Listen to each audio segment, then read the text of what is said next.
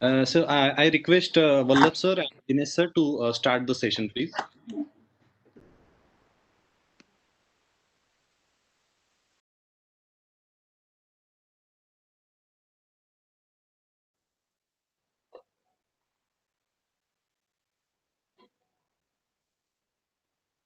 Good morning, everybody. On the behalf of Vipassana Research Institute and Thali Vipassana Meditation Center, Jaipur, I, Dinesh Malpani, welcomes you all. Vipassana Research Institute is a non-profit body established in 1985 with the principal aim of conducting scientific research into the sources and applications of the Vipassana meditation technique. Today, this Sunday morning, we are again assembled here for a global webinar on introduction to Vipassana with a very special topic, an easy path to happiness. Earlier, we had a Hindi session and we were asked by many viewers that we are here. That's why we are here today with the webinar talk in English. Vipassana is one of the India's most ancient meditation technique lost to humanity. It was rediscovered by Gautama the Buddha more than 2500 years. The word Vipassana means seeing things as they really are. It is process of self-purification by self-observation. One begins by observing the new natural bath to concentrate the mind. With the sharpened awareness, one proceeds to observe the changing nature of body and mind and experiences the universal truth of impermanence, suffering, and egolessness. This truth realization by direct experience is the process of purification. The entire path is a universal remedy for universal problems and has nothing to do with any organized religion or sect. For this reason, it can be freely practiced by everyone and at the same time in any place without any conflicts due to the race, community, or religion, and will provide equally beneficial to one of and all. The technique of Vipassana meditation is taught in 10 days residential courses during which participants learn the basics of the method and they practice sufficiently to experience its beneficial results. There are no charges for the courses, not even to cover the cost of food and accommodation. All expenses are met by donations from the people who have completed a course and experienced the benefit of Vipassana, wish to give others for the opportunity to also benefit. The entire practice is actually a mental training, just as we use a physical exercise to improve our bodily health. Vipassana can be used to develop a healthy mind. And the courses are being given to the numerous meditation technique centers and at some known centers locations around the world. Each location has its own schedule of courses. In most cases, an application for admission to these courses can be completed online at their websites. There are many Vipassana centers throughout the world in India and elsewhere in Asia and Asia Pacific and in North America, in Latin America, in Europe, in Australia, New Zealand, and Middle East and in the Africa. Today, we have with us Mr. Vallabh Bhansali to conduct this program. Although needs no introduction, but I would like to speak few words on him. Mr. Vallabh Bhansali is a well-known thought leading investment banker of the country. He is a co-founder of Inam Group, a former chairman of Global Vipassana Foundation, and founder of Activism Movement. Turned economist of the capital market from the Indian Council of Business, and he is a chartered accountant and has a degree in law. He is the founder and mentor of various social activities like Desh Apnaye Sehयोग Foundation, Satya Vigyan Foundation, and he's a very well known in the field of Vipassana meditation, being a senior serious meditator conducting awareness programs about Vipassana meditation. His today's talk will include our principal teacher Shri S.N. Goenka's video about what is Vipassana and a guided practice of Anapana meditation, followed by a question answer session. One can ask through the chat section. We would try to include as much as possible in the given time frame. With today's talk, an easy path to happiness, we will get introduced to the teachings of Vipassana. Now, on the behalf of all the participants joined from around the world and the organizers, a very warm welcome to Mr. Vallabh Bhansali to carry on webinar. Mr. Vallabh sir, welcome.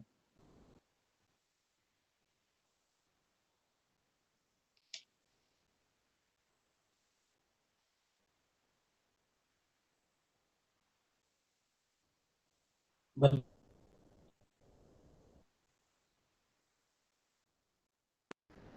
in this webinar, to listen to him, to understand what wonderful technique he has given to mankind to come out of their suffering. I also like to pay my respects to him, not only as my teacher, but probably as someone who has given me true birth. He has given me birth out of ignorance into wisdom, and wisdom to go beyond the cycle of birth and death. What better birth can anybody give? So I bow to you, my teacher, my principal teacher, S.N. Goenka. Topic today is an easy path to happiness. It almost seems like an oxymoron, something which is absurd. The struggle for happiness all around us can be seen, can be experienced. It is so easy to lose our peace and become unhappy. And how can anyone say there is an easy path to happiness? There indeed is. Let me give you an analogy. In today's time, if someone who has not heard about technology advancement would not believe that on a Sunday morning, people from hundreds of cities, towns, and several countries of the world can all come together so easily, sitting in their home, looking at a screen, conversing, interacting with each other, the person will be wonderstruck. Similarly, I can tell you, and all of you, or many of you know, that what sort of advancement in technology is happening today. But we will know about those technologies only 10, 20, 30 years from now, and we'll be using them. Similarly, Vipassana is a technique available to all, a very easy path, easy compared to the struggles that we have to become happy. And this webinar is an opportunity for you to hear about this technique, how it can be learned, how you can clarify your doubts, etc. This is a very important path, very important step on the path of happiness, path of wisdom. It is so important that Gautama the Buddha, he used to address his audiences as Shravak, as someone who has just come to listen, because that is the first step. As you listen intently with understanding, life starts to change. He used to categorize people into two parts: those who have heard about the true nature of things and those who have not heard, and used to have compassion for those who have not even heard about it. How will they even think of walking on that path?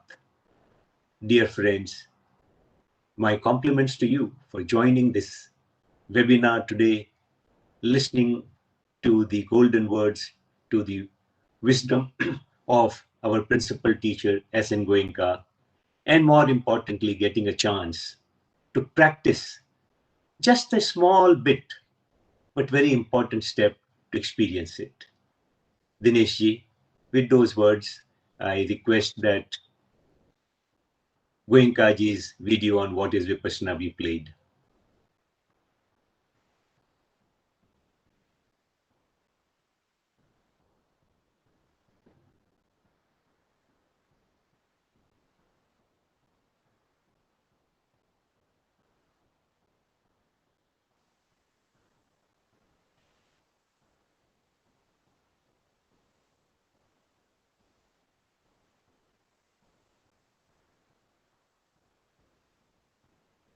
I hope Sachinji is arranging. Please bear us with a few minutes.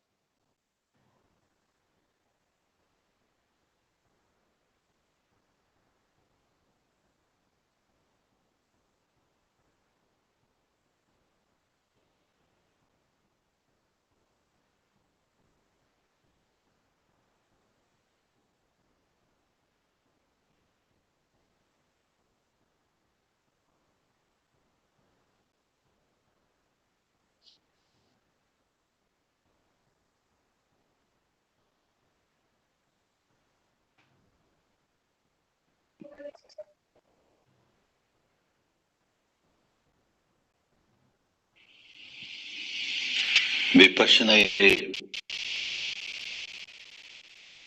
science of mind and matter, how the mind is influencing the body, and in return, how body is influencing the mind. And it all happens at the depth of the mind. The conscious mind does not know what is happening deep inside.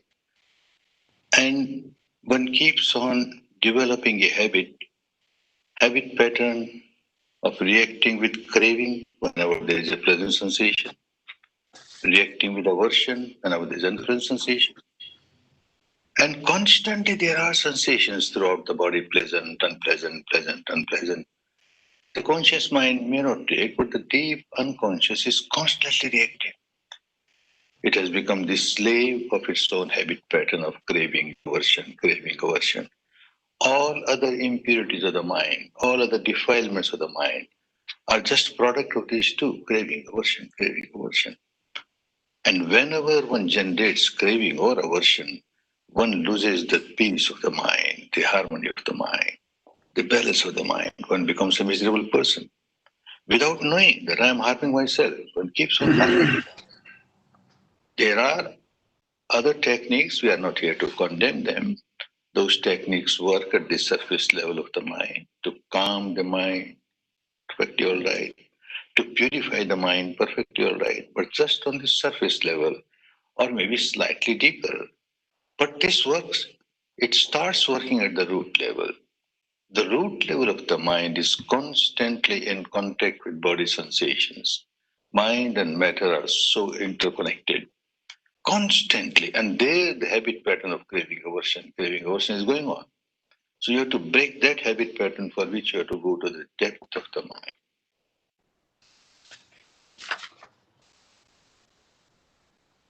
You have to make a part of the mind very sharp. So you join a 10-day course, and 3 days continuously you have to work observing the breath as it comes in, as it goes out. Natural breath. No breathing exercise, not try to control the breath. Natural breath as it comes in, as it goes out, keeping your attention on a small area below the nostrils, above the upper lip.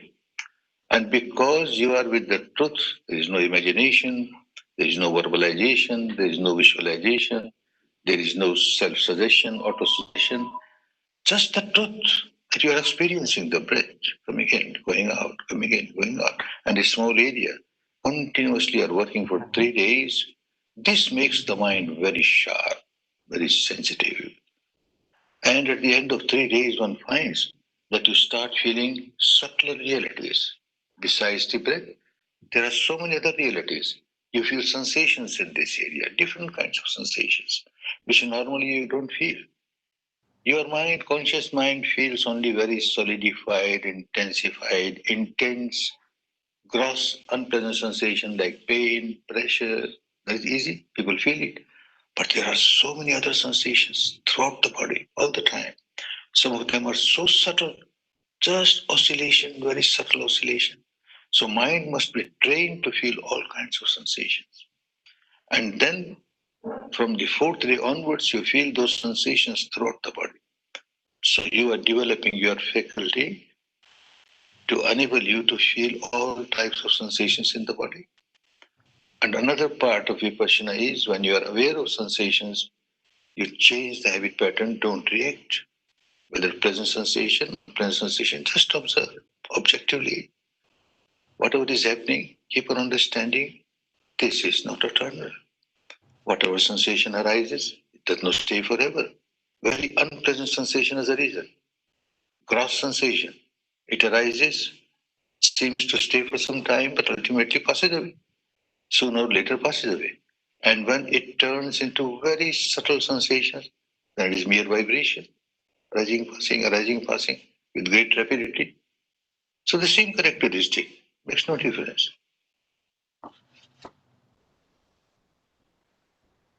When you understand that whatever is happening within the framework of the body is constantly changing, that means the entire physical structure, the entire mental structure constantly changing, something which is constantly changing, what is the sense to react with craving towards it or react with aversion towards it? You understand? With the wisdom of your experience. This is not just the intellectual understanding. Now you're experiencing it. So the habit pattern starts changing from the root level. To change the habit pattern at the surface level of the mind, very easy. There are many techniques. You will work on that. It gives result. But then if the impurity is at the depth of the mind, accumulated, time and again, there is a volcanic eruption. It comes on the surface and you are again agitated. The whole equanimity on the surface of the mind is gone. So that is why Buddha taught us to go to the depth of the mind and work with the depth of the mind. So the habit pattern is changed at the root level. If the root is decayed, then the whole tree will be decayed. If the root is healthy, then the whole tree will be healthy. So work at the root level. And he gave this wonderful technique. At the root level, mind is constantly in contact with body and body sensations. If you are aware of that and you are not reacting, your mind is becoming healthier and healthier, more and more wholesome. You live a better life. When the mind is pure, free from negativities, free from craving, then it generates love, compassion, goodwill. Instead of negative emotion, you start generating positive emotion, which is good for you, good for others. When you generate negative emotion, you are the first victim of your negativity. You become so miserable and you make others miserable. Instead of that, if you start generating positive emotion, you feel so much of peace and harmony. And you generate peace and harmony for others also. So you make others also happy. You are happy, others are happy. So this is a way of life, a good way of life, healthy way of life. Instead of making oneself miserable and making others miserable, now you start making yourself happy and make others happy.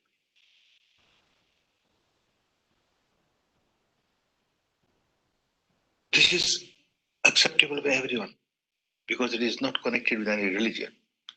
There is no dogma, no blind belief, no cult. Science of mind and matter. And you accept only when you experience something. Don't accept because the teacher says so or because the Buddha said so, nothing doing. You experience, you find it is good for you, then only accept it. And not only accept, then you live that life. Live a happy life. Blind faith is not involved and it is so non-sectarian. Anybody can practice. You observe your breath. Now what label you give to the breath? It is not Hindu breath or Buddhist breath or Christian breath or anything. And then later on you start observing the sensations along with the contents of the mind. Say anger arises, there is unpleasant sensation. You can't give label to the anger, Hindu anger or Buddhist anger. Anger is anger. And the sensation that you get is so unpleasant. It's the same with everybody. And when that impurity goes away and you feel so much of peace, harmony, again what label? Peace and harmony is the same for everybody. So non-sectarian and so scientific, no blind faith is involved. It's a pure mental exercise. As you do physical exercise to make the body healthy, to keep the body strong, this is a mental exercise to keep the mind healthy and to keep the mind strong. Good for everyone. That is why people of every religion every tradition are participating in 10-day Vipassana courses. Today there is no religion in the world whose followers are not coming to 10-day Vipassana courses. When they come, they find it is our religion. Because every religion has the same teaching as the essence. The same teaching is there. Live a moral life. Have a disciplined mind. Have a pure mind full of love, compassion, goodwill, tolerance. This is the teaching of every religion. But how to practice it? There must be some way, some method, some technique. And here comes a technique which helps you one becomes a good human being. One is a Christian, one remains Christian for the whole life. A Muslim for the whole life. A Hindu for the whole life. A Buddhist. Be a good human being. Unless you are a good human being, how can you be a good Christian or good Muslim or good Buddhist? So the main purpose of this technique is to make people good human beings. Peace within. When there is peace within, there will be peace outside. Then only there will be real peace in the world. If the individual is all the time agitated, all the time full of negativity, where is peace? After all, the society is made of individuals. And individuals are so very much unhappy and miserable. And we talk of world peace, world peace, world peace. There can't be world peace. Individuals, of course, it may take time, but once it starts, people will start understanding there is a way by which, practicing which, we can live a better life. And people start coming. This is what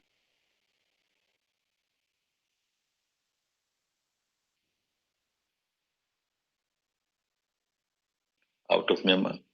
It was maintained in Myanmar for thousands of years, originally from India. Buddha discovered it. And then it was lost in India after 500 years. Different countries it went, there also got lost. One country, Myanmar, maintained it. But there are also very few people, only from teacher to pupil. The rest of them, they never knew even what's happening. Now it has come out of Myanmar. And we find how the world is accepting it. Everywhere people like it because it is result oriented.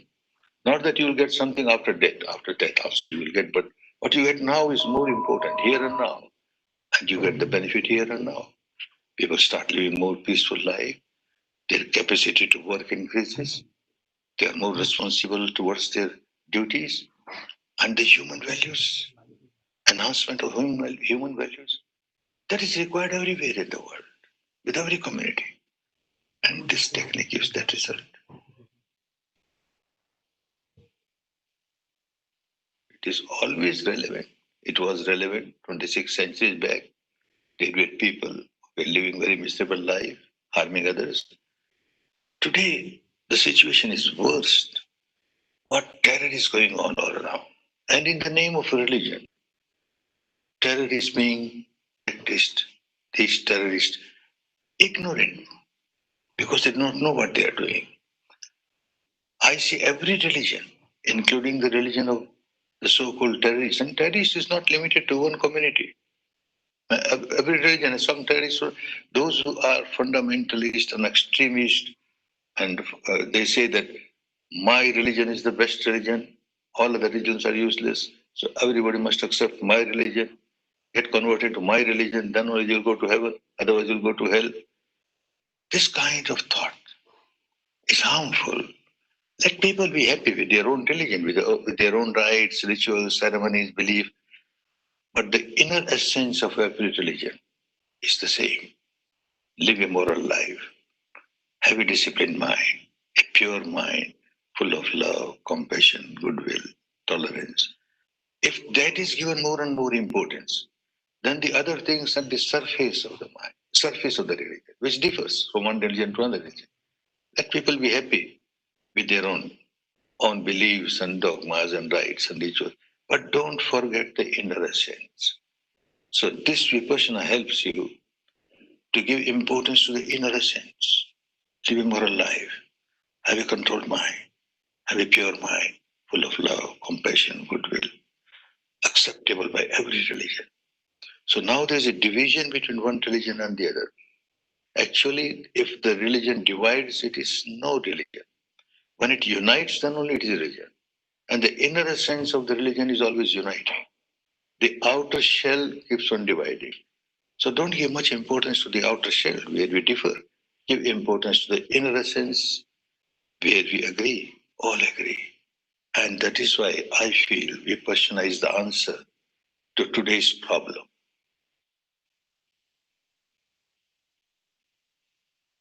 There are so many difficulties, not only in the name of religion, but in the name of, say, in business also. One becomes so much greedy, overgreed. Out of overgreed, one starts harming others. One is a millionaire, I must become multimillionaire, billionaire, multi-billionaire.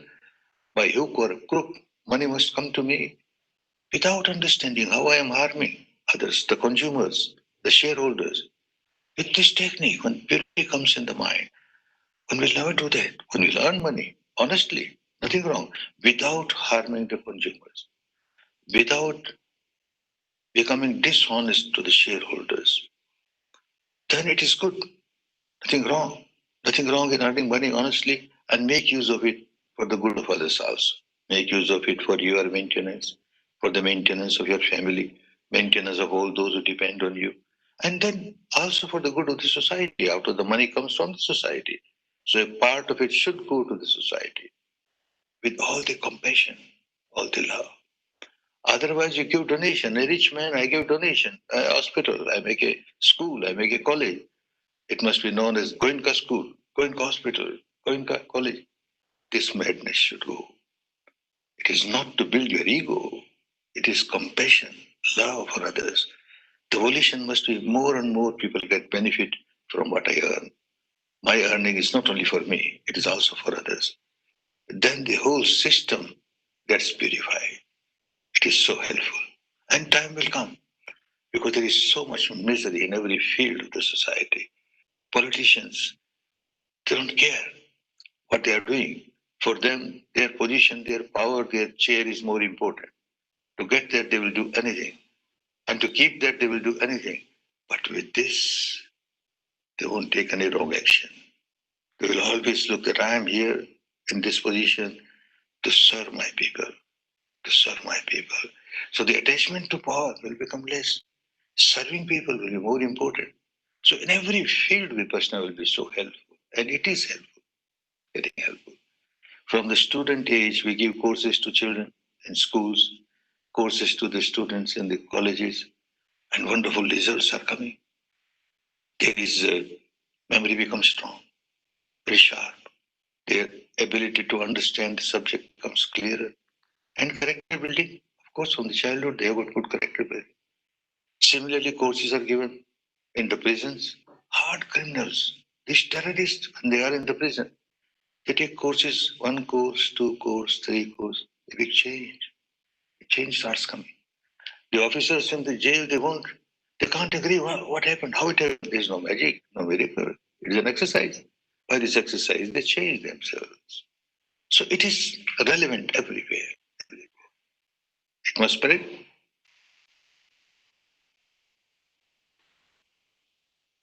There is no complication of this philosophy, that philosophy, believe in this or not believe in this. That creates complication.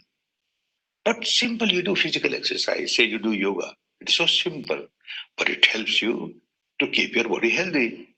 Similarly, it is so simple. You observe your breath. Then you start observing your sensations. You observe what's happening in your mind and how the mind and body are interrelated and see how you are reacting. Out of ignorance, you are reacting and harming yourself. Harming yourself. When you realize that, you stop reacting. You don't harm yourself. Nobody wants to harm oneself. It is simple. Only when people have not taken a course, then they keep on thinking, oh, this is not my religion, this is another religion taught by Buddha, so it must be Buddhism. I also had the same fear in my mind because I was born and brought up in a very staunch, conservative Hindu family. And this is Buddhism. Oh, not for me, not for me. Ultimately, I decided when I heard all this, I decided, all right, let me take a 10-day course. I said, trial, let me see. After giving the trial, I found it's the same in our religion also. It's the same with every religion, but no practice is there, mere theory. And that theory also gets complicated with this philosophical belief, that philosophical belief. My God will help me. My God will help those who are followers. And this God will help those who are followers of that. And that God. What we have done of the poor God? What we are doing? We have degraded all these things and given so much importance to these things. Not necessary. Importance must be given to morality, which is good for everyone. Let people believe in this God or this philosophy or that philosophy. Don't quarrel. Let people be happy with their own. But don't forget the essence. Essence of every religion is morality, humanity, that is given by this practice. And it is simple, certainly simple. 10 days people have to spare, which looks too much. Oh, 10 days, how can I give 10 days? But once you pass through it, you find these were the best days of my life.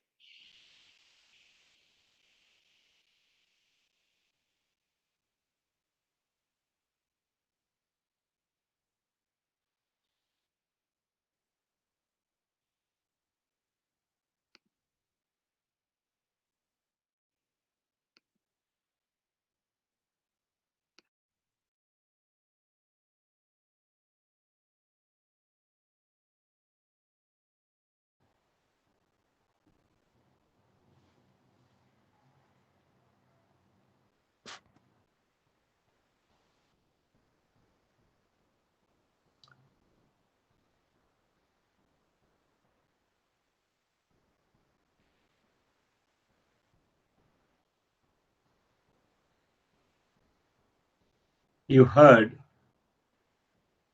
Sachin, I will continue. Sir, please, sir. Thank you for playing the audio, playing the video, Sachinji.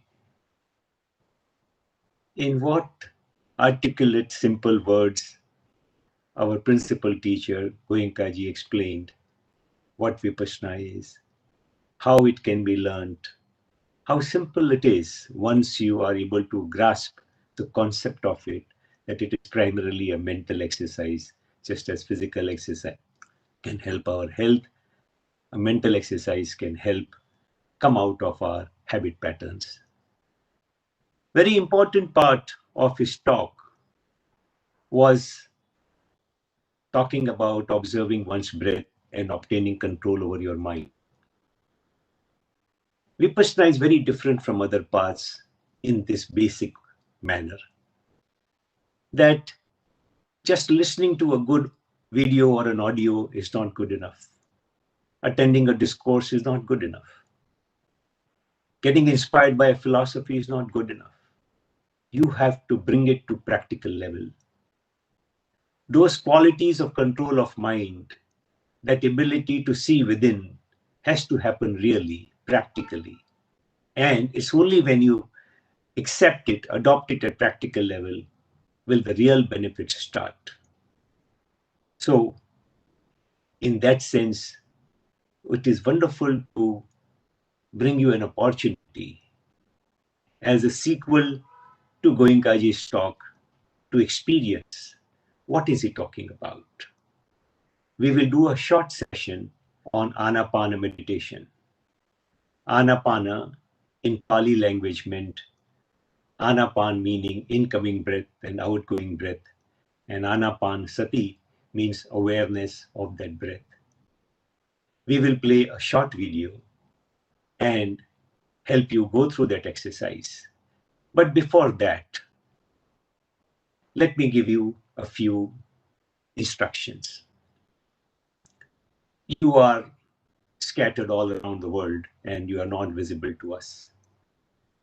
Make sure that for the next 10-15 minutes, you are able to sit in a position, sit in a place where it will be peaceful for you. Please switch off your mobile phones and listen to the guided instruction. It's a very simple technique.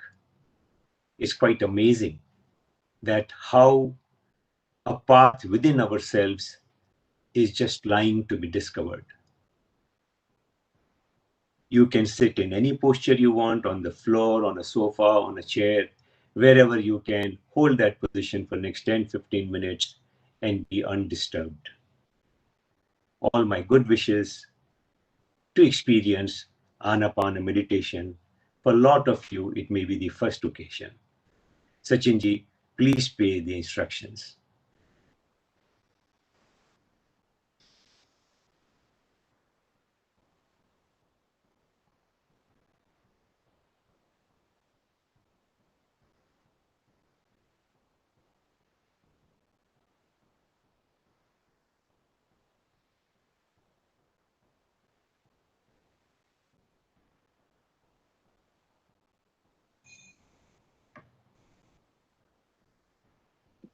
Now let us practice Anapana for about 10 minutes.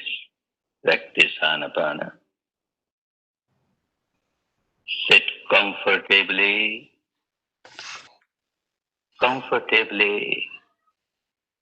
in any posture that suits you. Keep your back and your neck straight. Keep your eyes gently closed. Those who wear spectacles should take off their spectacles during meditation period.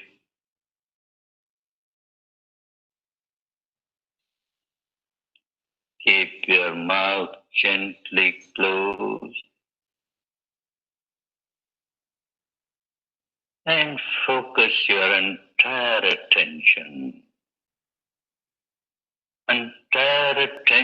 on the area at the entrance of the nostrils.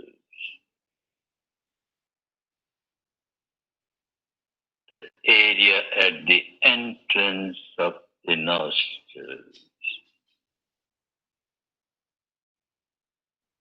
Remain aware. Remain aware of every breath coming in, every breath going out. Natural breath, normal breath, as it is, as it is. If it is long, it is long. If it is short, it is short. Passing to left nostril. Passing to right nostril. Or through both the nostrils. Just remain aware, do nothing.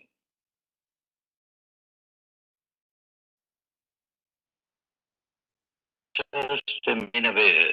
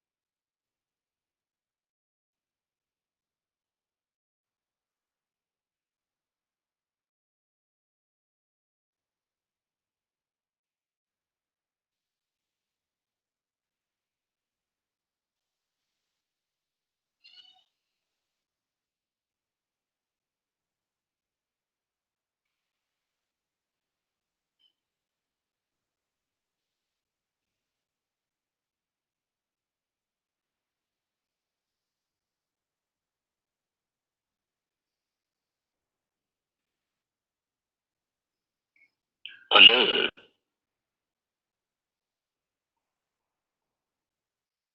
attentive,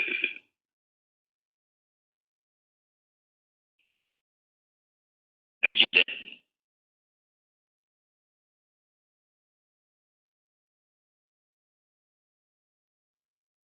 remain alert, attentive, vigilant.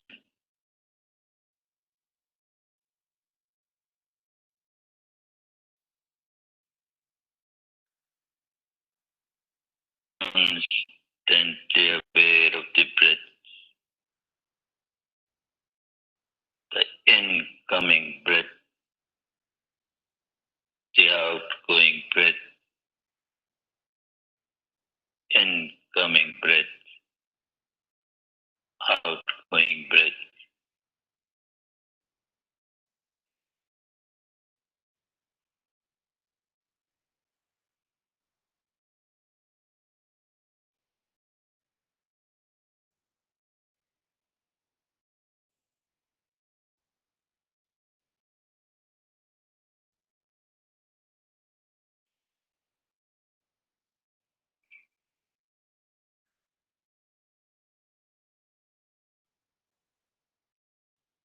Keep your attention steadfastly fixed on this area, the entrance of the nostrils.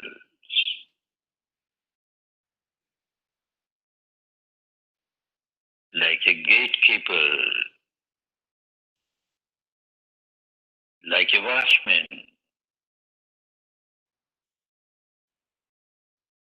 aware of every breath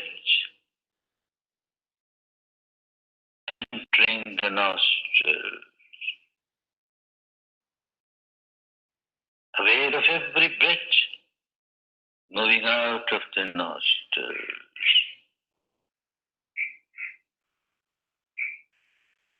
Alert, attentive, vigilant.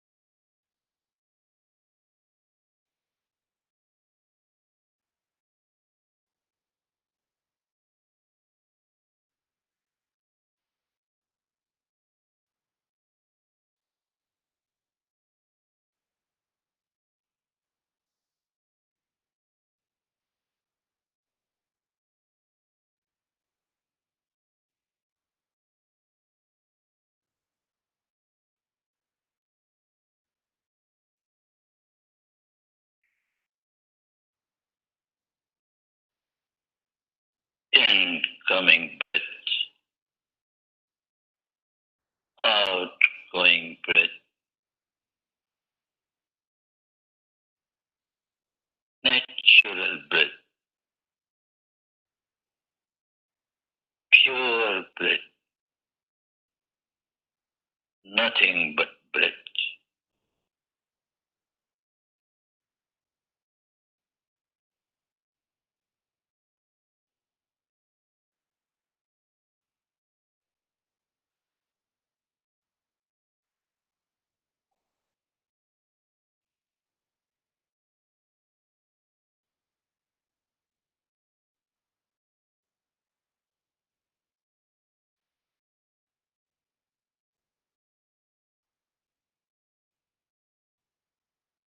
Kavatu Sabda Mangalam Kavatu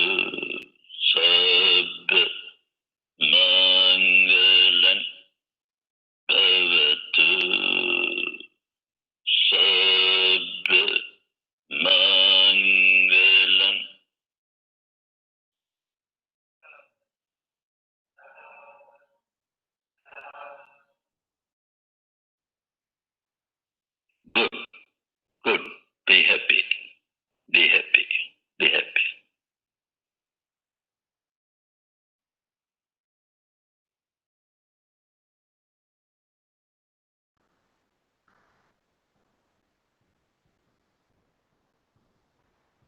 Take a few moments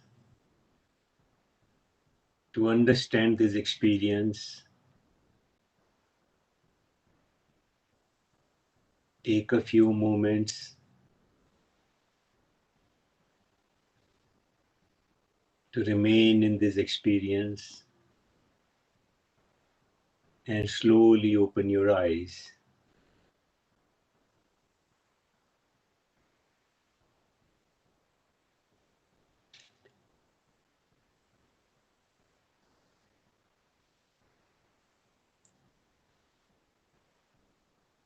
This is the practical part of Vipassana, the first step, the first technique to help you learn the control over mind and start experiencing the reality within.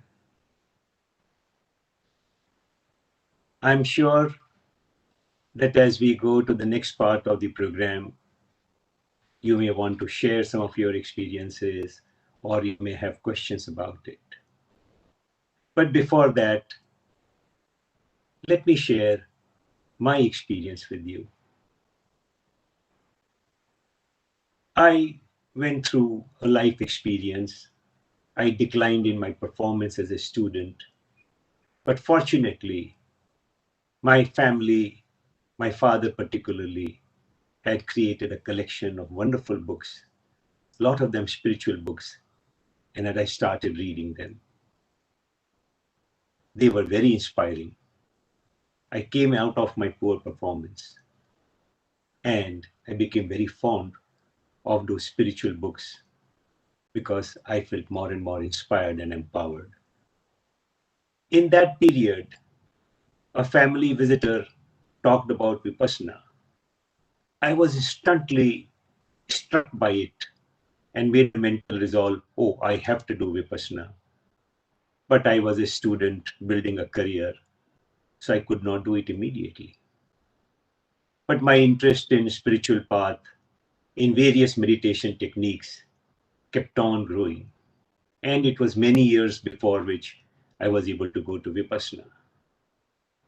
There was also a doubt in my mind that I had a family tradition. I'm born in a Jain family. And what will happen? Will I become somebody else? Though I had read widely, not only Jain scriptures and Jain spiritual literature, but still there was this attachment to being a Jain. Somehow I did not come across a discourse that Buddha had given to a community of Kalamas. It was a wonderful sermon. Kalamas were wise people, but they had one difficulty. When Buddha went visiting, they put their difficulty before him, saying that we have lot of visitors, lot of wise people, but each one comes and says, believe in what I am saying. Others are wrong. This is right. And many of them are so persuasive, so impressive, we do not know what to follow. Buddha answered very simply, oh, you have to follow nobody in these matters. You have to follow your own experience. And only when your own experience is approving, is happy for the practice or for the conduct that is recommended to you, and you find two other tests that wise people would approve of that and that it is good for all, then only believe that practice and adopt it for life. Had I known, maybe I would have gone to Vipassana faster, that there is no question of believing, there is no question of converting in a Vipassana course. Be that as it may, I took the course, and on the fifth and the sixth day, fifth or sixth day, as if sun had dawned, I just felt so much light, so much clarity.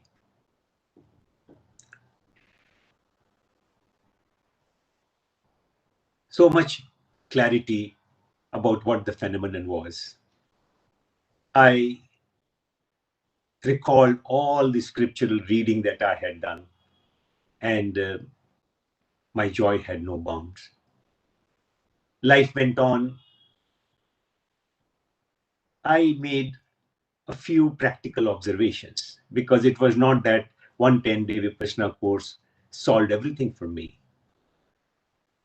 I, over the years, recognized what is the practical difficulty, that this is such a powerful technique, so simple, and yet people are not able to come to it in the numbers that would seem to suggest. And because there are some practical difficulties. We cannot see the true nature of body and mind. We see body and mind being separate, but we don't see how they are very deeply interconnected. That there are changes taking place in body and mind, and they are at a very deep level, and we do not notice. How they interact with each other is also not noticeable, but the change has happened. Therefore, the habit, all our habits of anxiety, of depression, of anger, of sulking, or whatever else, they are very deep. That's due to another reason, that we have got so used to something changing in our mind and not noticing it. And whatever change comes into our mind, it starts ruling us. We are moody. And if we look at our own behavior, we would definitely laugh at ourselves that 5 minutes back we were anxious, and now you are excited, and now you are depressed, and now you are doing this or that, etc. This is because whatever surfaces on the mind, it takes charge. More difficulty, and that is that we don't think that there is a choice. Everyone around us is behaving in the same manner, out of this mood that takes charge. It's very normal. And therefore, what do? We entertain ourselves. We amuse ourselves.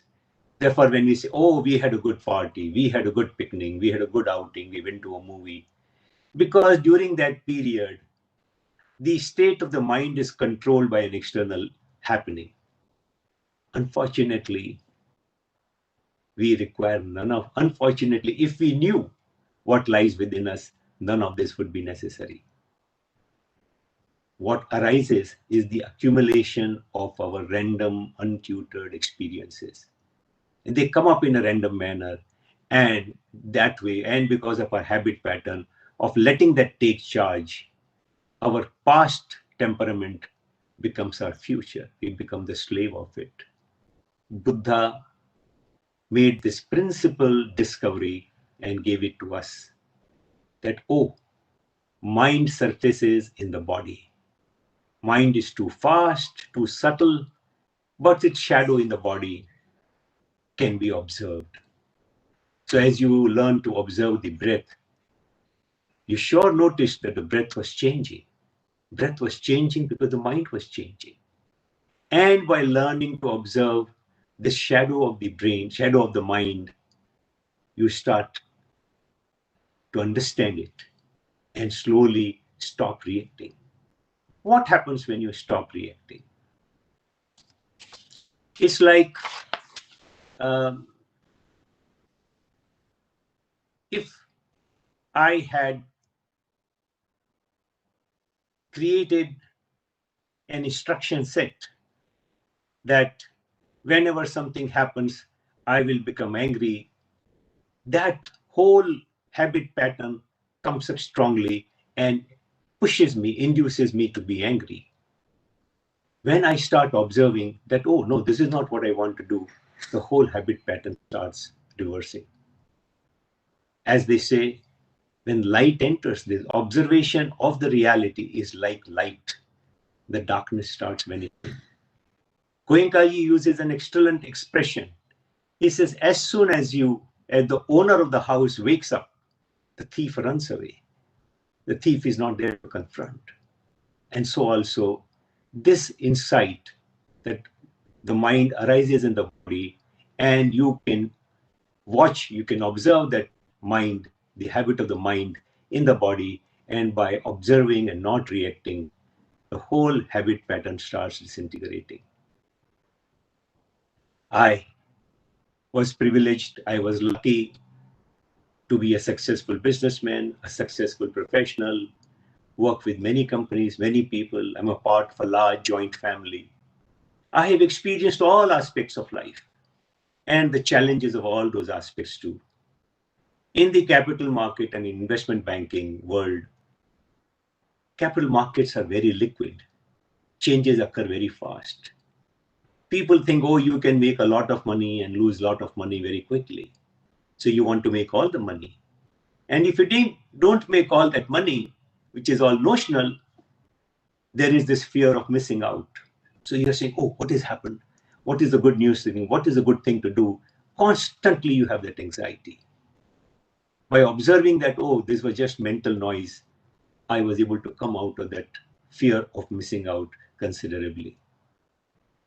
Today, after seeing changes in my life, I'm happy to say all my family are meditators.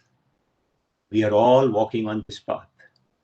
The victories, they are small in the beginning, but when we persist, those moments start becoming seconds, and seconds start becoming minutes. 1 in 10,000 starts becoming 2 in 10,000, 2 in 10,000, 3 on 10,000, because you created a habit pattern. You choose not to react the next time. The consolidation of the habit pattern starts reversing. I am only sharing my experiences. Our teacher Goenkaji has explained the technique so well. You have experienced the first part of it. It is the desire of all us organizers at VRI, at Dhamma-Thali, and on behalf of all the Vipassana meditators, all those who have benefited enormously from this technique, to inspire you to understand this technique better and to consider walking on this path along with us to become a happier person. This path is indeed a very happy, very easy path because it lies within you. You can control it. It takes time to see the path. It's simply because of the ignorance with which we have got used to living. But with this inspiration, one does hope that you will be encouraged and indeed take the easy path to happiness. I think we'll get to the next phase of the program. Dinesh ji.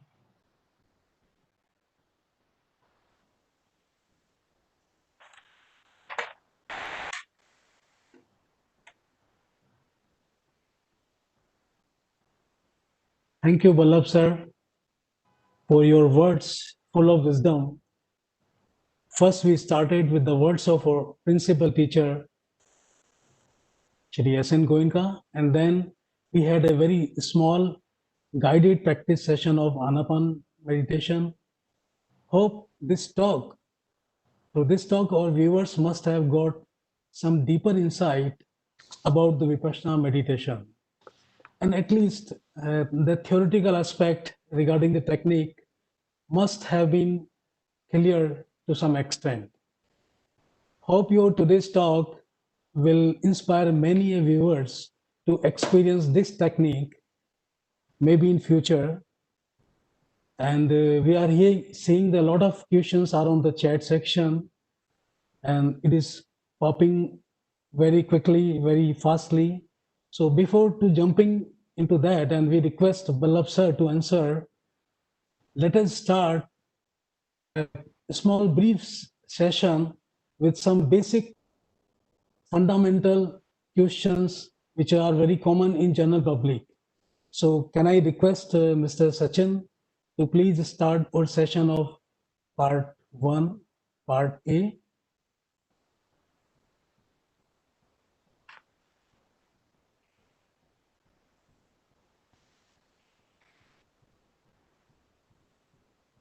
The very first question is what Vipassana is and what Vipassana is not?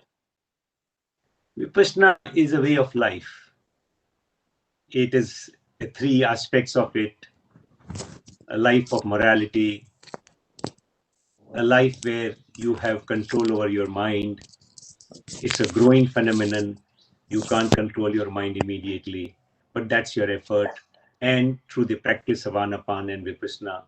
And you do that. And the third part is wisdom, or panya, or pragya. What is pragya? Pragya is obliteration, removal of ignorance. And what is this ignorance? Ignorance is that while we try and understand the external world, we have no idea as to what is happening within us. So as you become aware of your own internal reality, you recognize, oh, the external reality is a small part, the internal reality is the big part, and how an angry man sees everything angrily, a happy man sees everything happily, is because of the state of the mind.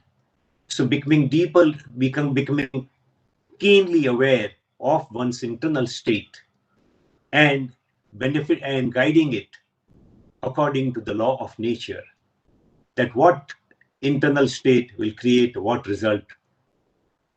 That is the third part of panya. So as already said, that it's Vipassana is a technique which enables you to learn to control your mind and observe the sensations that arise in the body and which become a habit pattern, which can be learned at a 10-day Vipassana course.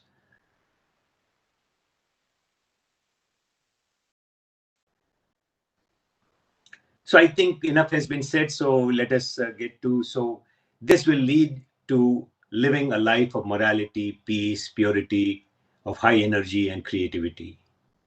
What Vipassana is not a dogma, it's not a belief system, it's not just a theoretical exercise, it's a very practical exercise. Buddha said, if something is called Dhamma, it must give results. He called it a kaliko. He said, it is sandiptiko. It will be evident. So Vipassana is very different from other systems to the extent that the results are practical and instant. You have to do your own work. A teacher can guide you on the path of Vipassana, but all the hard work has to be done by you. And therefore, there is no role for any kind of guru or any gurudom. There are no dogmas and there are no rituals too. So therefore, it's only a pure mental activity.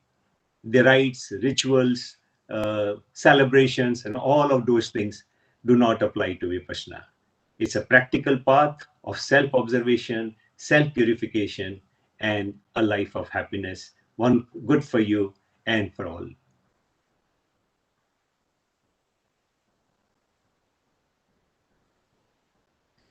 What The is the basic code of conduct. code of principle to be followed during a Vipassana retreat? There are 4 or 5 basic code or basic elements of this code. Firstly, I must say this code is purely functional. It is not due to a tradition or a philosophy. Most important is, of course, living a life of morality. While you are there, you take a vow not to harm any life, not to steal, not to say a harsh word or a falsehood, to not indulge in sexual misconduct, and not to use any intoxicants. The second important discipline that you have to follow is that of silence. Silence in all its forms, not even with gestures. That will you try and communicate. You, of course, cut yourself from reading TV, newspapers, etc. And why is that important? Because here you are learning to observe what is going on in your mind and body, which means you have to introvert yourself. You cannot introvert if you keep communicating with the external world. All our life we have been extroverted, and it takes a great effort to introvert, and therefore this is very important. There is male-female segregation. You also make a commitment to stay there for 10 days, because this process of introverting, concentrating your mind, has a deep psychosomatic effect on yourself, all for your good. as your impurities start coming out. And therefore, it is good that you complete the course. You do not leave the course halfway. So you are asked again and again that, will you be able to stay here for 10 days? It's a voluntary thing. And the last thing is that you accept the conditions, living conditions, teaching conditions. The organizers make the best effort based on the donations received by them from the grateful students. So once you have that attitude of acceptance and you follow this code, it's a very easy journey. People have taken courses under all kinds of circumstances, in a mosque, in a church, in a temple, in a dharamshala, in a school. Once you have the mental training, mental readiness, the code is a very simple code to follow.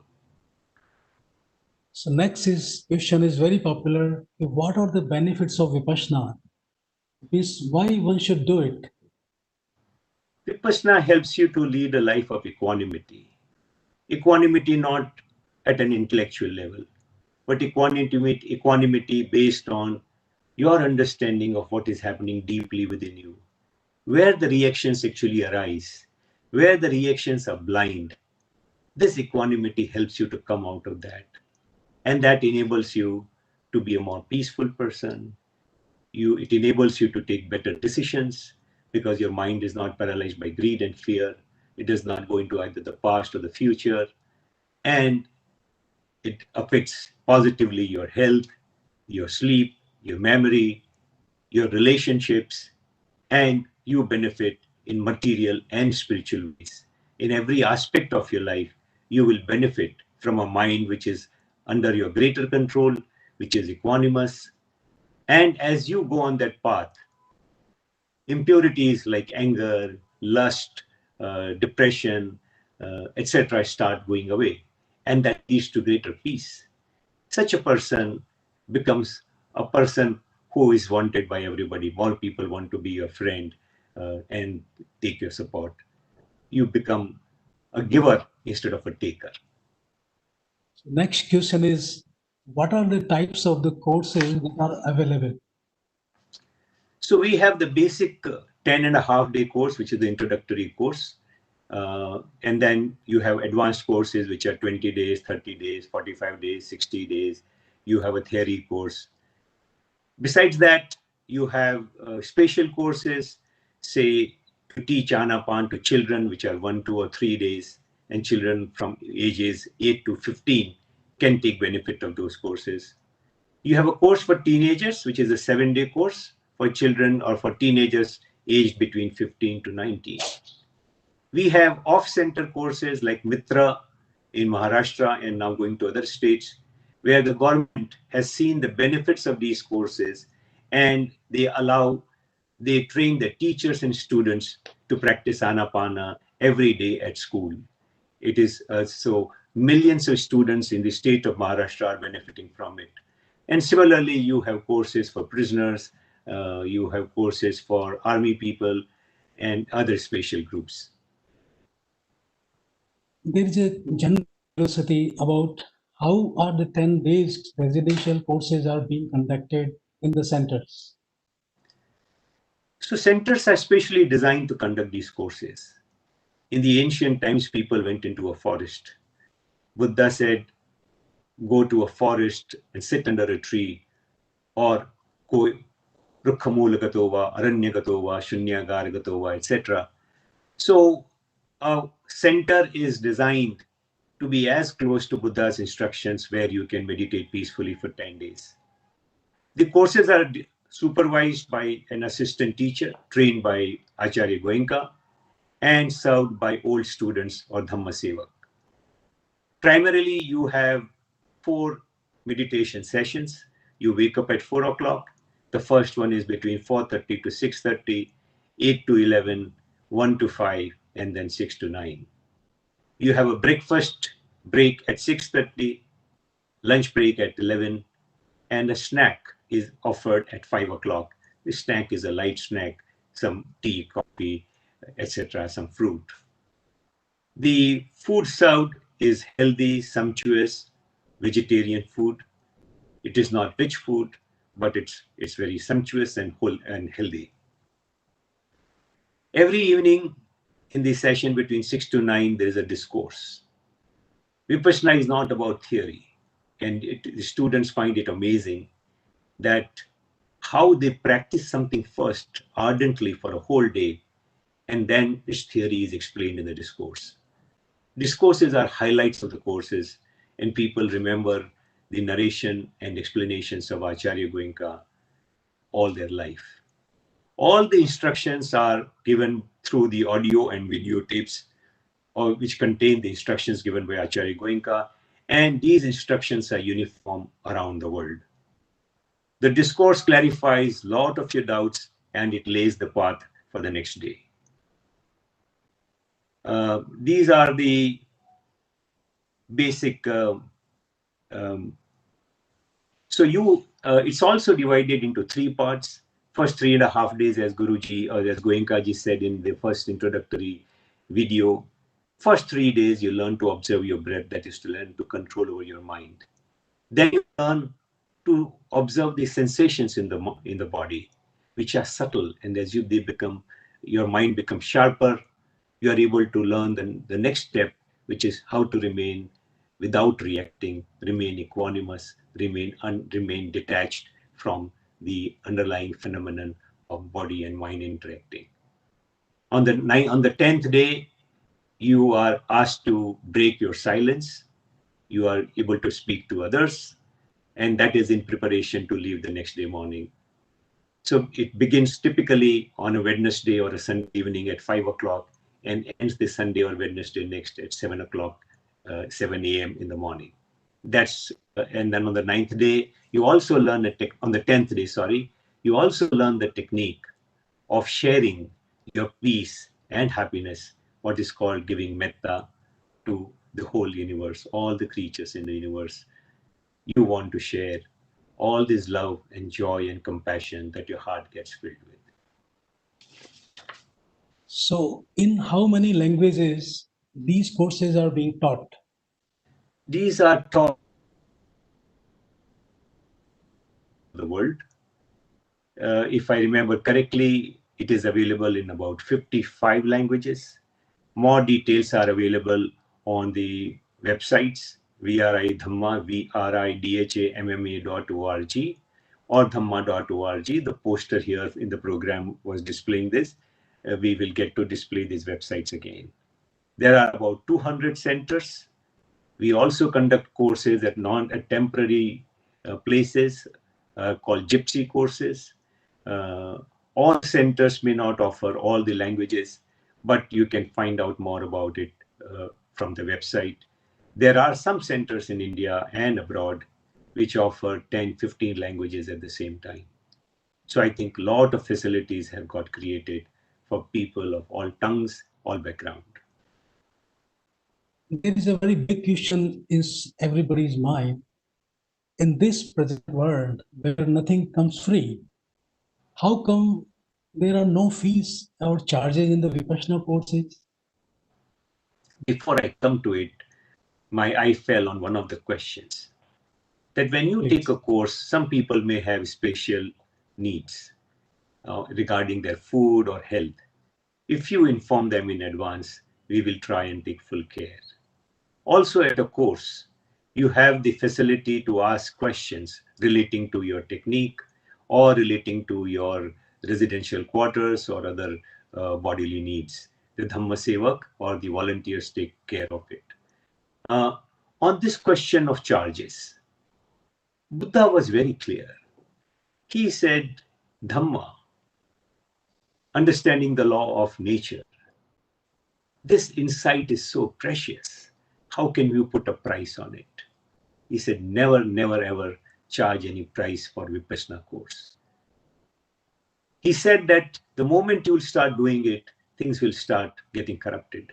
And probably they did in the past, and maybe even now some people may be corrupting it. What happens is that those who do not want to take a 10-day course, they say, okay, give me a 7-day course, or don't make it so difficult, why the discipline has to be so rigid and so on. And somebody says, okay, I will get you the same results. And then, people start spoiling. That's how Vipassana got spoiled. So Buddha gave this instruction that never mix business and money with Vipassana. Another important reason is that poor people have so many difficulties in life. They need Dhamma as much as anybody else. And if you keep heavy charges, how will they pay? And the results of so many poor people around the world, many of them in India, have been very, very good. It has helped them to come out of their habit of intoxication, of gambling, of anger, and so on. So it's wonderful to have these courses free. All the courses and all the centers have been created, and the courses are conducted with the voluntary donation of grateful students who have taken a Vipassana course. Donations are taken only from those who have taken a Vipassana course. A rich man coming saying, oh, I like this very much, accept my donation. No, it is not accepted by us. So this gratitude helps them also serve.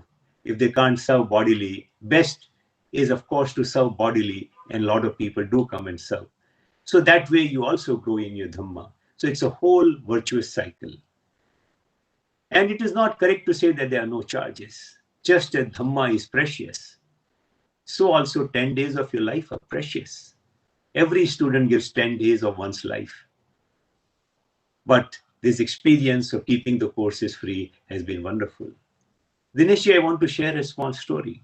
I met a student from Lithuania. I asked him, how did he come into Vipassana? He said he had some psychosomatic disease and he did not get a cure. He went to a lot of religious places, a lot of meditation centers, and everywhere he was very disturbed that sooner or later it turned into a money-grabbing methodology. Maybe he did not go to the best ones, but all the ones he had a very bad experience. And he decided, I will go only to a center where they are teaching free. And he discovered Vipassana. He came to a Vipassana course, had a lot of difficulty. But on the 7th day, because of his persistence and the guidance of his teacher, he started coming out. He had developed fever, cough, etc. It is a very inspiring story. 7th day was better, 9th was better, 8th, 9th day, he was able to understand the whole technique and come out of his psychosomatic condition within a few courses. I met him in Bombay in one of the courses. So I think this free part is a very well thought out part, and it's following Buddha's instructions. I'm seeing a lot of floods of questions in the chat section, but there are two important more questions are remaining.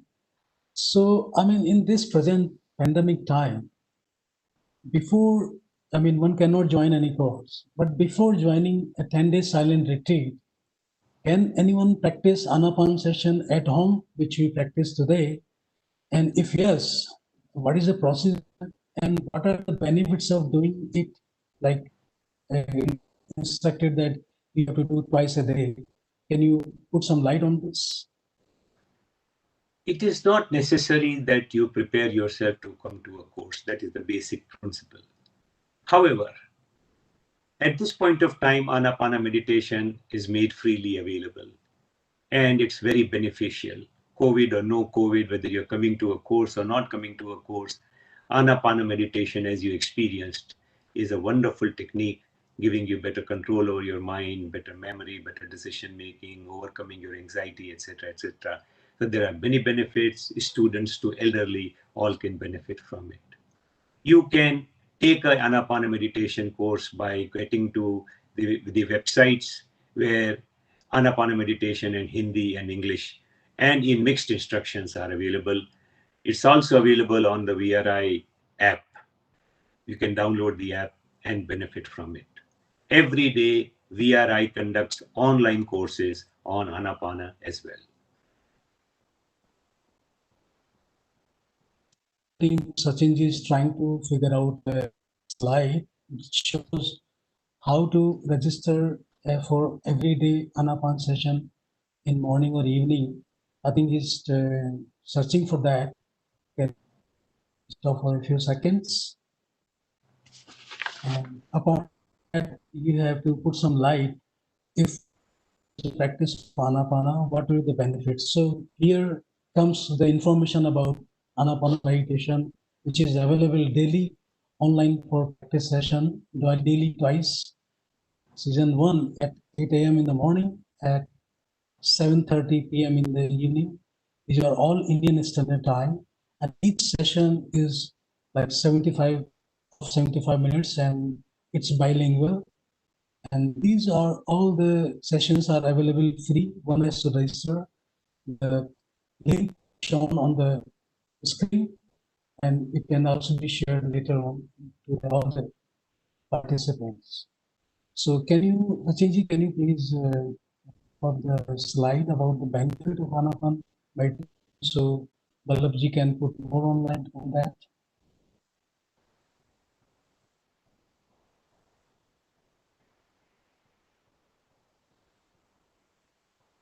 Is the slide coming up? Please, I think you can continue. You will figure out for you. So we have answered this question of what are the benefits of Vipassana. I think has gone to an old technique, old slide. So the benefits of Anapana are the benefits from learning to control one's mind. Because our mind does not recognize the changes, the sensations, and starts craving for the pleasant sensations and unpleasant sensations and so on, that control starts coming. Concentration starts improving. With better concentration, you take better decisions. In difficult times, you have more anxiety. And when you feel that anxiety and you just observe your breath, a few breaths, that anxiety goes away because you recognize anxiety not as anxiety but as sensations, as a disturbance in the breath. And so also with other situations, whether it is fear, people living in COVID, have conflicts at home. So, in a conflict situation, you just take a break, observe a few breaths, and that conflict starts becoming manageable. So, like our principal teacher Goenkaji mentioned that Vipassana has a lot of social relevance in the society. So can you put some light on that? Surely. And in addition, I think Sachinji would be able to show some slides how the Vipassana is working in different part of the human society.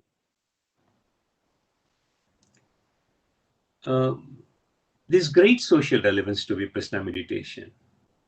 As Goenkaji explained, that for a happy world, we need happy individuals. And all sections of society need to be peaceful and happy. What is the problem with our society?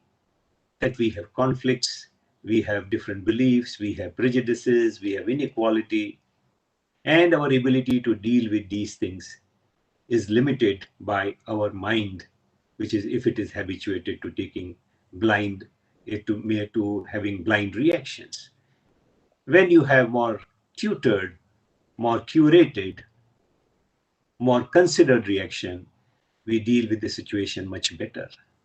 Those who have gone through a Vipassana meditation course and have adopted it in their life, they are more peaceful members of society. They are more inspiring members of society. They are more helping members of the society.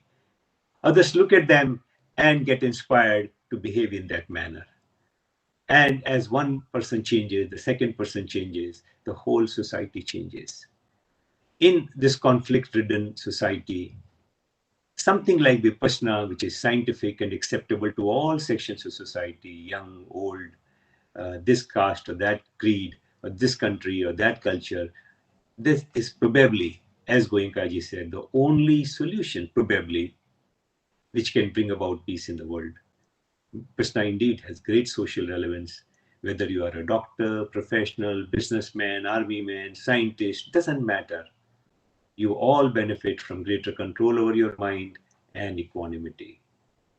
It is happening that leaders, politicians, scientists are all coming to the courses.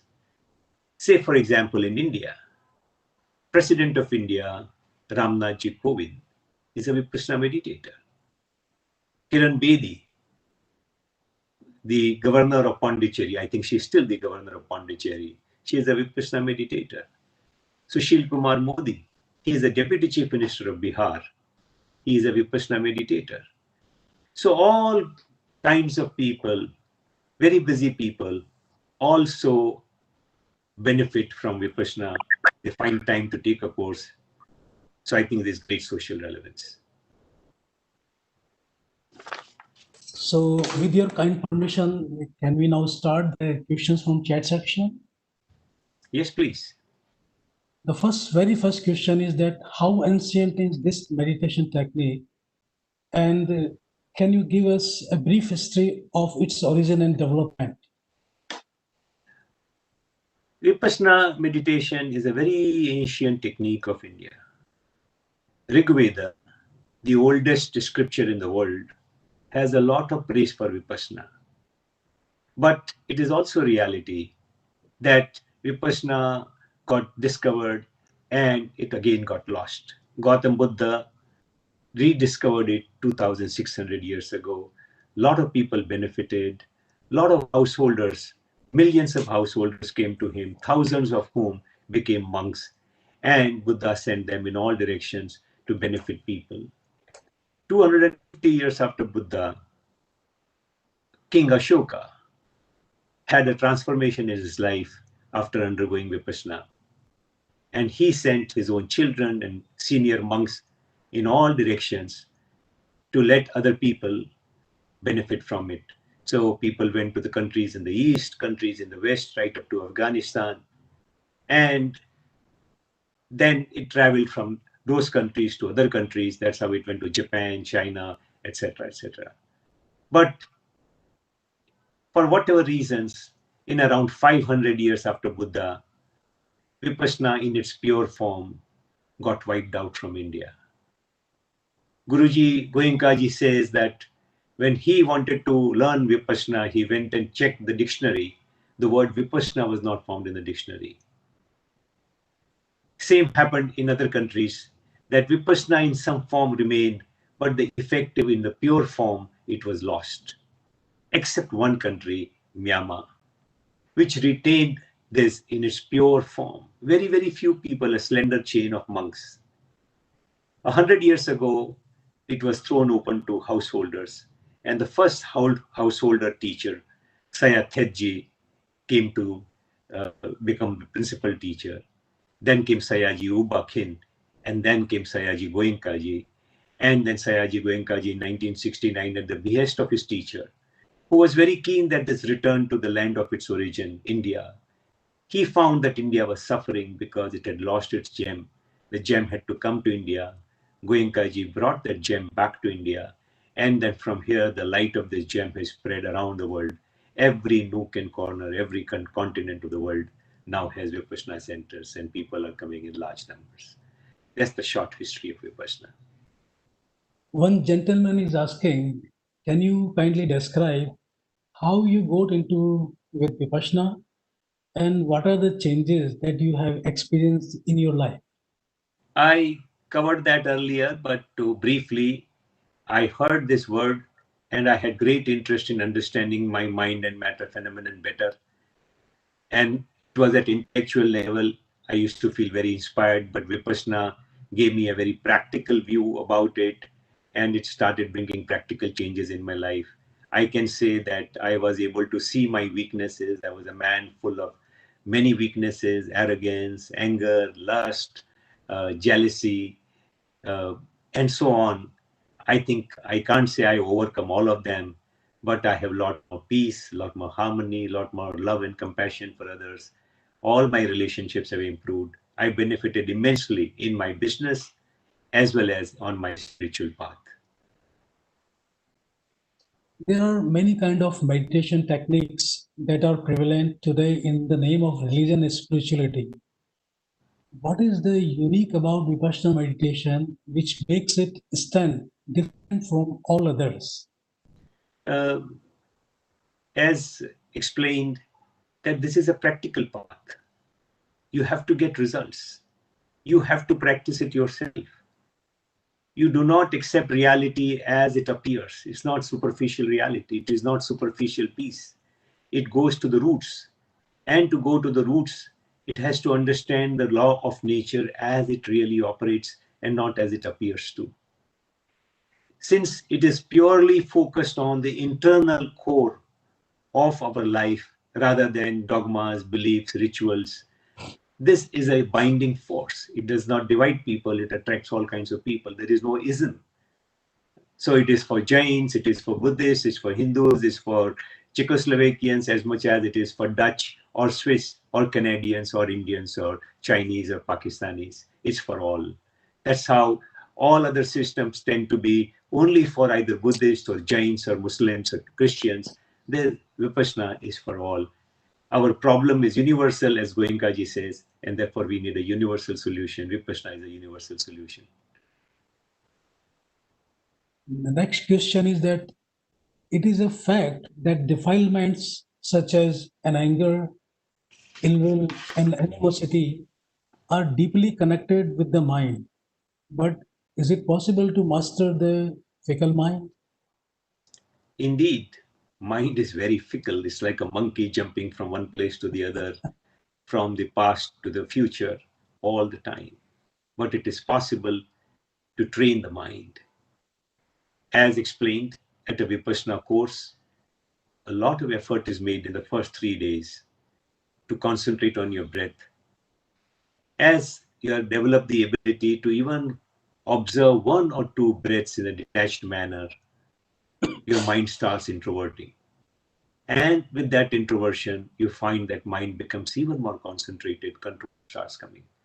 Then you start observing sensations. That ability is because of greater control, and because of that observation, your control grows. So a virtuous cycle starts developing. As your mind becomes purer, as you become equanimous, the mind becomes purer. With that purity, impurities start falling away, mind becomes even more concentrated. Since we have never made an effort to go within, we are always distracted by outside. The mind is more fickle. As we learn to introvert, it automatically starts coming under greater control. It finds its own gravity.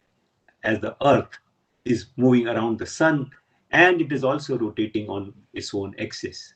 As you go within, you find this ability to remain within, and this fickleness of the mind is reduced considerably. It takes a long time, but it is possible. So purity leads to more control, and more control is first necessary to get into the path of purity. A virtuous cycle starts moving. So the most important thing you said that it is possible. It is indeed possible. Now I'm finding in the chat section, one question is very common and very popular, that like other online sessions available in many kind of technique, why it is necessary to join a 10 days residential course to learn this art of living? Firstly, human nature is to want it shorter, cheaper, faster.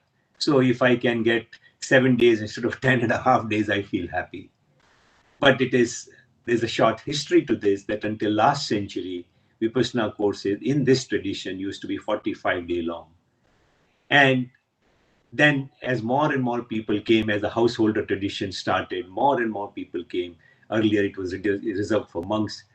Then they found that householders had difficulty for taking 45 days out, and yet they needed the vidya, they needed the technique very much to improve their life.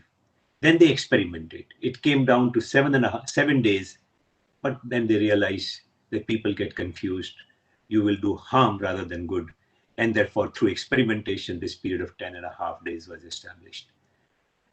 Meditating at a center is very different from meditating at home. I mean, a center is designed, it's very conducive, it has teacher, it has sevak, it has other people to inspire you, and you are able to follow the rules of morality much more easily at a center than you will be at home. So don't bargain. 10.5 days at a center is extremely beneficial. People like Dr. Yuval Harari, the founders of Twitter, Jack Dorsey, these people don't have even 5 minutes. Their time is booked months in advance. But even they find time to go and take a course. Dr. Harari takes anywhere from 30 to 60 days off to learn Vipassana. Dr. Harari is probably the #1 intellectual in the world today. He sold 25 million books of his have been translated into several languages and sold. But even a person like this says, oh, my ability to write these books, to speak articulately, is all due to Vipassana. A course at the center is extremely beneficial and is a must. When you pass through it, you will recognize my word or all our words may not convince you. So I would suggest take a course. You will find It's very beneficial. really mind-blowing that you referred few names. These are like who's who, and they are very famous personalities. So it's I very normally, very Dinesh, interesting. would not like to, but it is the names are so inspiring. But in It Vipassana inspires. tradition, we treat everyone equally, Yeah. and we never know who will become what. So all our meditators are potential Buddhas. That's what I like to think, that we, as their paramis, as their good deeds accumulate, we can all become anybody. So like this is another part of equanimity. It is. It is. As you understand the reality, as our teacher was saying, that you start looking at impermanence, you start looking at the misery aspect of our existence, and then the non-ego part. When there is non-ego, to really achieve nibbana, who everybody is a VIP and nobody is a VIP. In this your reply, we heard one word sevak. I hope you are referring to the volunteers. And can you put some light Yes. on some Yes. volunteers? What are Yes. their role? So when you benefit from Vipassana, your heart is full of gratitude and you want to serve others. You always remember that, oh, it is due to the service of contributors and all these volunteers and the teacher that you were able to practice so peacefully and learn this technique. So you want to give back. So a lot of students want to go and serve courses in various capacities. You sit in the hall, you sit in the campus, you attend to the kitchen, you attend to administration, and you serve the tradition in many different ways. There are so many activities going on, whether children courses, prison courses, publishing. So you serve this tradition in whatever manner you can. And that is all called seva or Dhamma seva. Serving is seva in Sanskrit or Hindi or Pali. Let's move on to the next question. Krishna was rediscovered by Gautama the Buddha. Does it have any connection with Buddhism? Indeed, it was rediscovered by Buddha and we follow his words. But even Buddha did not teach Buddhism. Goenkaji did a survey of all the writings of Buddha, 15,000 pages of his own words, another 35,000 pages of commentaries and other literature on his words. He did not find one word like Buddhism or a Buddhist. All these got added later. Vipassana is about a life of morality, learning to control your mind, and learning to be wise based on understanding internal reality as much as you understand the external reality. There is no ism in this. When you experience your misery, it has no name on it. When you experience peace, it has no name in it. So it has nothing to do with any ism. It is just learning to be a follower of the law of nature, to become a Dhamma Vihari, a Dhammiko, etc. These are the words that Buddha used. It's nothing to do with Buddhism or any other ism. So we are unable to answer all the questions, but I'm trying to figure out some small questions which are very relevant. The next one is a common man may have a doubt that doing Vipassana may be at odds or conflict with their own religion. How can it? If all religions have an external core, external shell, as Goenkaji said, of rites, rituals, beliefs, celebrations, etc.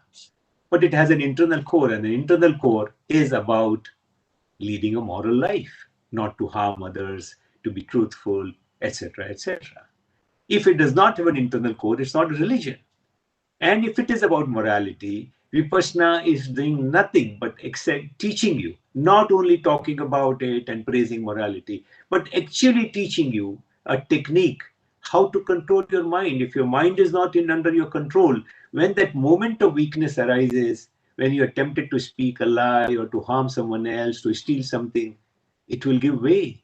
It's only when you have control of mind and when you experience the internal reality, oh, all these possessions and all these achievements don't end up being anything. They are all impermanent in any case. Then with that equanimity and control over your mind, you learn how to become a better moral person. And if you become a better moral person, how can it have conflict with your religion? You will only become a better follower of your religion, a better Hindu, a better Jain, a better Christian, a better Muslim. No, I think that belief is ill-founded. There are several centers throughout the world. People from all religions and belief come to the Vipassana retreats in all these centers. All kinds of people come to these centers. Not only followers of religions and cultures, but even their leaders. Thousands and thousands of religious leaders, whether from Christianity, from Jainism, from Buddhism, from Hinduism, they have come. Countries, people from very orthodox countries. Israel has 2 centers. Lot of people from Middle East have been taking courses. People from communist countries have been taking courses. So it is about learning to be happy, learning to get control over your mind, to lead a peaceful life of harmony, life of harmony. It attracts all kinds of people. When people see successful meditators, they become curious. What did you do? Why are you so peaceful? And they get attracted and they come. Does this meditation technique has anything to do with yoga? Yoga, is asana and pranayam are very beneficial things. And those who know, those who like to practice, they should practice because they give you very good results. But the meditation aspect, if there's a meditation practice associated either with yoga or anything else, don't mix it with Vipassana. They operate on different premises, different foundations. So keep that out. Yoga, pranayam, asana, etc. are good for your health, and Vipassana has nothing against it. If it works for you, definitely practice yoga. But don't mix the meditation part with Vipassana. What is the practical and scientific basis of this technique? Well, the whole path is about being practical and being scientific. They actually mean the same thing. Just as a mobile phone is a scientific device, but if it doesn't work, it is of no value. So Vipassana is also like that. It helps you lead a better life on a day-to-day basis, better relationships, become better businessmen, and so on. So it's all very practical. It's very scientific because it works uniformly on everybody. It is law of nature. Every path, the whole course is designed in a scientific manner. Every element of it is designed in a functional manner. Why you get peace is not some magic or it's somebody's blessing. It is because you create disturbance in your own mind. And when you recognize it, you stop. So it is all about cause and effect. Science is about cause and effect. Buddha's teaching can be summarized as Buddha said in his own words that those who understand cause and effect understand my dharma. Those who understand dharma understand cause and effect.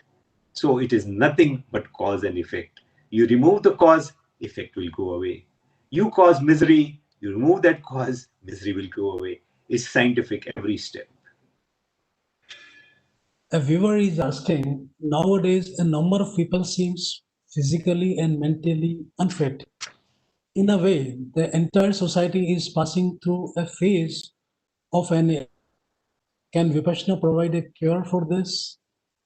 I think the very first video of Goenkaji talked about this, that individuals, unless they become peaceful, they recognize the reason for the disturbance. Yes, there may be disturbances in the environment. There may be people who probably are not behaving well, But that's not such a big reason for losing your mind or losing the peace of your mind. As we develop peace in our mind, all the aspects of society, whether it is due to religious or political or ideological reasons or commercial reasons, as is happening now, Vipassana enables you to examine your internal reality at the same time as the external reality. It gives you many choices as to how you want to deal with it instead of having blind reactions. And with those choices, you are also in a position that if you are not able to persuade someone in a civil manner, you are very okay. It's absolutely all right to take harsh and very hard, tough action, but you don't have animosity or bitterness in your heart. I think because, as Goenkaji was explaining, that we have all become a very greedy society. We want to grab anyhow. As people understand Vipassana, they understand peace within. They see the silliness of just this crazy, meaningless accumulation at any cost. So I think Vipassana has a great answer for the ills of our society, and it's wonderful to see that how more and more countries, more and more people are adopting it. It takes time. I'm sure that Vipassana will help the world a lot and solve the social problems too. Next question is like a very practical question, that a common man has his own goals and priorities in his life. On one hand, he wishes to learn, meditate, and also wants to earn his daily livelihood, run his business well, and he desires material success as much as he hopes for the peace in life. Can Vipassana help in this? Sure, the householder needs Vipassana very badly. He has so many challenges, so many stresses. As you said, he wants to progress materially, be successful in business, career, whatever. And all of that requires a stronger, peaceful, calmer mind. Vipassana will enable that. One may feel that, oh, how will I find the time to practice Vipassana? That time is extremely well invested. 1 hour of Vipassana will save 2 hours of decision-making time, of conflict resolution time, of anxiety time. So it works very well. A householder needs it the same as a monk. Just recognize it, as Goenkaji said, that our body needs food 2 times a day. Our house requires cleaning. Our body and mind require both. They require food and they require cleaning. And an unclean mind will do a lot more damage than an unclean house. So a householder who recognizes this, practices this, and finds that he's a much more successful householder, much more successful businessman. The material success is as enabled as the spiritual success through Vipassana. All kinds of people need it. Householders definitely need it. Buddha taught millions of householders primarily, gave spacious sermons for them that how a householder should lead his life. The next question is, if we believe that this technique will bring tolerance, harmony, and peace in one's social life, would it mean that one will become so perfect even in just 1 day, 10 days course, and or do one has to do anything further? How can that be? Just as you cannot learn a skill, whether it is playing music or whether playing a sport, you have to practice. And those are very limited aspects of your life. But Vipassana is about a healthier mind. And a healthier mind is involved in everything. And making your mind healthy, strong, etc., you have to practice. You have to practice 1 hour in the morning, 1 hour in the evening. And it is not only that 1 hour practice. You have to apply it in your life. So applying your life is actually practicing it every minute. It's only when you are able to practice it every minute that you get the full benefit of Vipassana. So you have to practice 10.5 days. It's just a very small first step, a very, very important step. As Goenkaji says, that a 10,000-mile journey also has to begin with the first step. It's only the first step, but a very important step. You practice regularly, you get immense benefit, you go and take courses off and on, but keep applying more and more in your life. Keep observing your breath whenever the need arises, whenever you have a little time, you will find wonderful results come to you. If you permit, can we ask for a few more questions? Because there are plenty of questions. If you permit, Please. can we ask for a few more questions? So like Please. the teaching of Vipassana, it says how the main feature to live the present moment. And this next question belongs to the present moment. I mean, in these challenging COVID times, how can Vipassana help those who have done Vipassana courses and those who have not done it so far? Vipassana teaches you the technique of observing sensations. COVID times create anxiety, create fear, create sorrow because someone in your family or near one is sick, or someone may have even passed away. So all those feelings are natural. But Vipassana will teach you to observe those sensations. They may have a different mental label of fear, anxiety, etc. But actually they are only sensations. When you see those sensations as mere bodily changes and forget the label, they start withering away, they lose their power, and you start finding a calm in your mind. And then you react to the situation. So you first accept the situation and then you deal with the situation. Those who have learned Vipassana, of course, can benefit immensely, provided they have continued their practice morning, evening, and applying it in life. By just taking one-day course or 100 courses also, if you do not apply Vipassana in life, it's a practical path, it will not benefit you as much as it can. Those who have not can take Anapana courses, we have already talked about it. That Anapana also will give you the facility of observing your breath, coming back to the present moment instead of becoming anxious about the past, anxious about the future, or some tragedy that may have happened in the past. You learn to live in the present moment. Anapana is being practiced by thousands of people. Lot of people have talked to me, talked to our VRI Vipassana organizations to learn with Anapana, and this is being offered online. A lot of people have been. Enough has been said about it. A female viewer is asking, listening to this talk, it seems that my husband needs this technique much more than me. How do I convince him? Oh, when you think that someone else needs this more than you, maybe you need it more because you have an aversion, a prejudice about somebody else.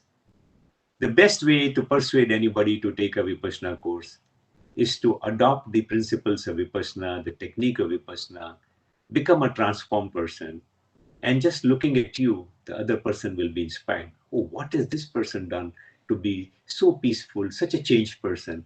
I will also want to change. So mention it to people, but you can't impose it on others.